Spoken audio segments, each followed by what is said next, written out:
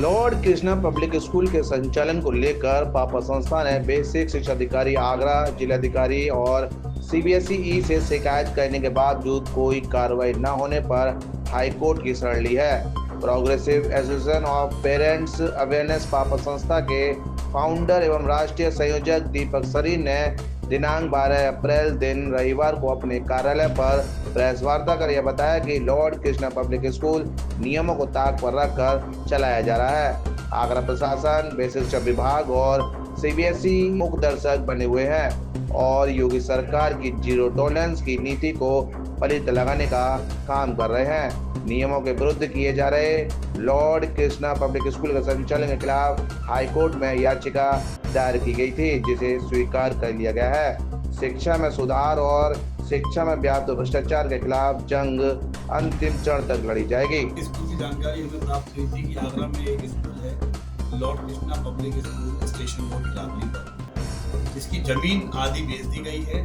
जिसकी सोसाइटी की मान्यता 2011 में खत्म हो गई और 2012 में आप ताज्जुब करेंगे उसे मान्यता मिल गई। जब सोसाइटी की मान्यता ही 2011 में खत्म हो गई थी, 2012 में मान्यता मिल कैसे गई, ये एक बड़ा सवाल है। 2015 में उस श्रीमान जी ने उस स्कूल की आधी जमीन भी बेच दी, तब भी उनका स्कूल चलता रहा।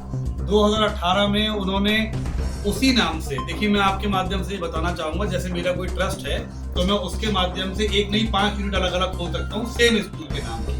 लेकिन श्रीमान जी ने क्या करा, क्योंकि उनको ये डाउट था कि कभी ना कभी जांच बैठेगी, तो 2018 में उन्होंने एक नया ट्रस्ट बनाया, पुष्पा देवी एजुकेशनल ट्रस्ट, और उस पर सेम नाम से रायभा में एक यूनिट खोल ली, लॉर्ड कृष्णा पब्लिक स्कूल। एक ही नाम से अलग अलग 2 ट्रस्टों को कैसे, किस प्रकार से मान्यता दे दी गई, ये बड़ा सवाल था। सीबीएसई भी इसको लेके संदेह के घेरे में था। हमने इसकी लगातार शिकायत करी, हमने जिला प्रशासन को शिकायत करी, हमने बीएसए डिपार्टमेंट में शिकायत करी।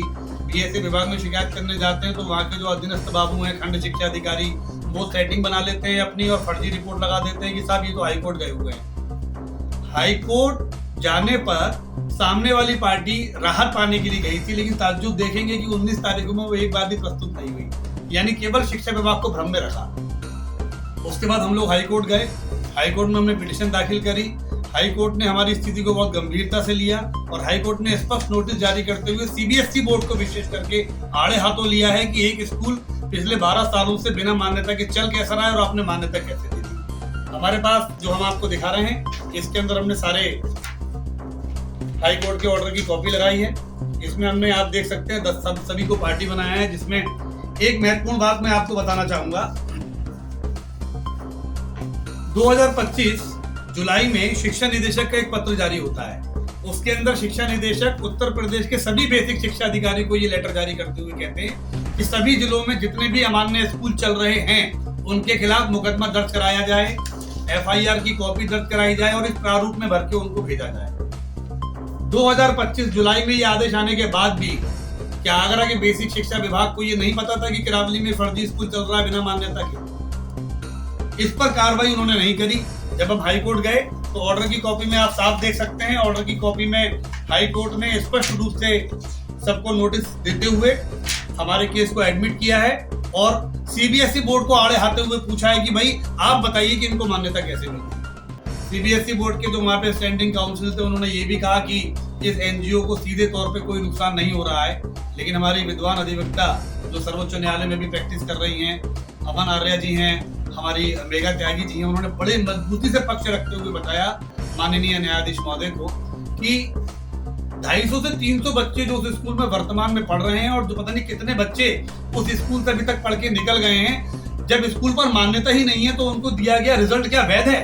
देखिए, सैकड़ों स्कूल हैं, लेकिन जिसके कागज हमारे पास हमने निकलवाए, जिसके कागज हमें वेबसाइट से मिले, वो lord Krishna public school station road Kirawali और lord Krishna public school unit Raibha, ये दोनों ही संदेह के घेरे में हैं। सीबीएसई बोर्ड की स्पष्ट नियमावली है, उस नियमावली में साफ साफ लिखा है कि किसी भी पारिवारिक ट्रस्ट को मान्यता नहीं दी जाएगी स्कूल की। उसके बावजूद भी lord Krishna public school unit Raibha जो एक फैमिली ट्रस्ट है, हस्बैंड और वाइफ के नाम पर ये ट्रस्ट है, सारी पावर हस्बैंड वाइफ में बटी हुई है, उनको मान्यता दे दी गई। इसको लेकर दोनों स्कूल संदेह के घेरे में हैं, दोनों पर कार्रवाई होनी चाहिए। मुझे लगता है कि 90% तो विभाग ही जिम्मेदार है, बेसिक शिक्षा विभाग का। जब 2011 में सोसाइटी रद्द हो चुकी थी तो 2012 में मान्यता दे कैसे दी? टॉलरेंस की बात करिए सरकार के, लग रहा है कि टॉलरेंस हो रहा है? बिल्कुल नहीं है, यहाँ तो जबरदस्त भ्रष्टाचार हो रहा है, ऊपर से लेके सभी मिले हुए हैं, कोई कार्रवाई नहीं हो रही।